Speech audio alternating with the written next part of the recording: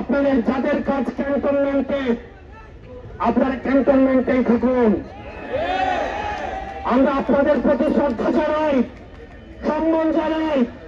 দেশের সার্বভৌমত্ব রক্ষার ক্ষেত্রে আপনাদের যে অবদান রয়েছে সেটাকে আমরা স্বীকার করে নেই। কিন্তু আমরা বলতে চাই, রাজনৈতিক পরিমণ্ডলে আপনারা ক্যান্টনমেন্ট থেকে গত 16টা বছর যেভাবে নগ্ন হস্তক্ষেপ করেছেন, যেভাবে ক্যান্টনমেন্টের বিভিন্ন দপ্তর উপদপ্তরের মধ্য দিয়ে আপনারা রাজনীতিতে যেভাবে নোংরা হস্তক্ষেপ করেছেন, ২৪ পরবর্তী বাংলাদেশে রাজনীতি নিয়ন্ত্রণ করবে শুধুমাত্র রাজনীতিবিদরা। আপনারা তখন কোথায় ছিলেন? বিগত একটা দশক ধরে আমরা কোন চ্যানেলকে দেখি না পদত্যাগ করতে। দেশে এত অন্যান্য বিচার, এত গুম খুন হত্যা হয়েছে, এত জমিন প্রতিষ্ঠিত হয়েছে, আমরা কোন সার্টিফিকেট দেখি নাই পদত্যাগ করতে। একটা চ্যানেলের কি মেরুদণ্ড সভা ছিল না? আপনারা তখন কোথায় ছিলেন? আমরা কাউকেই দেখি নাই এই অন্যায়ের প্রতিবাদ করে কেউ চাকরি থেকে পদত্যাগ করতে। আমরা আপনাদের সাথে বিনয়ের সাথে, আমরা আপনাদের কাছে বিনয়ের সাথে আমরা আহ্বান জানাবো।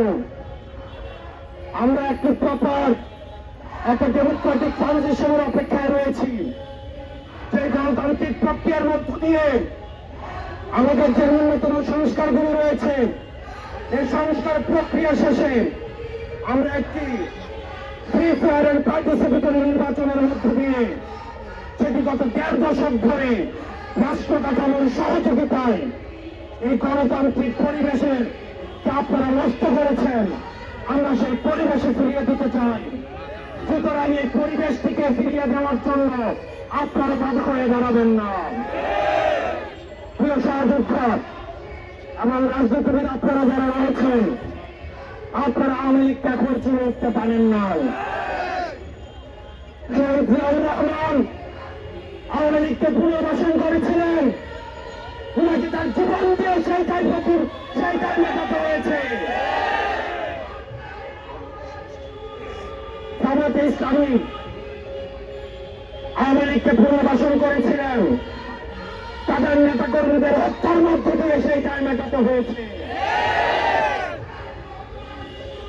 বিভিন্ন ষড়যন্ত্রের মাধ্যমে ২০০৯ সালে আওয়ামী লীগ আবার পুনর্বাসিত হয়েছে।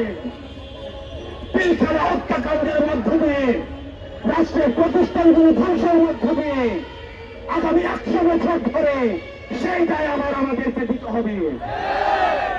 আবার যদি কেউ আওয়ামী লীগকে আবার পুনর্বাসিত করতে চান, তাহলে তার জীবন দিয়ে সেই দায় আবার পুনর্বাসিত করতে হবে।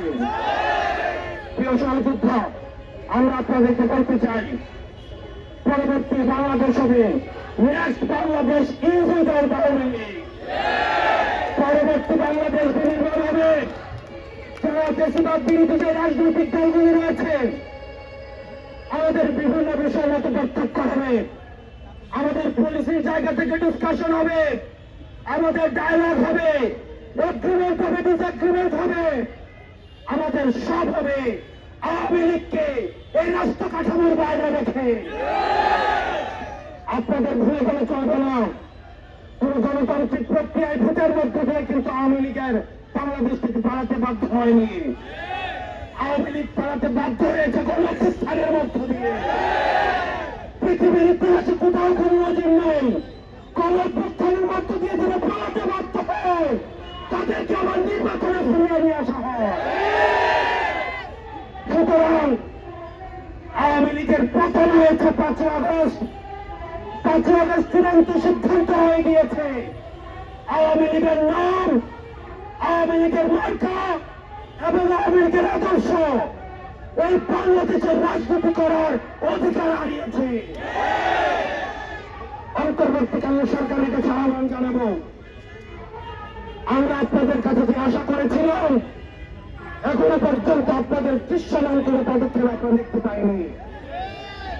আমরা কোন নির্বাহী আদেশের মধ্য দিয়ে আওয়ামী লীগ নিষিদ্ধ চাই না, বরং আওয়ামী লীগ যে কৃত অপরাধ করেছে, যে গণহত্যা চালিয়েছে, যে মানুষের বাক স্বাধীনতাকে রুদ্ধ করেছে, খুন হত্যার উপরের রাজনীতি চালু করেছে, আপনারা যদি সকলের বিচার নিশ্চিত করতে পারেন তাহলে আগামী 300 বছর আওয়ামী লীগের বাংলার জমিনে ফিরবে না।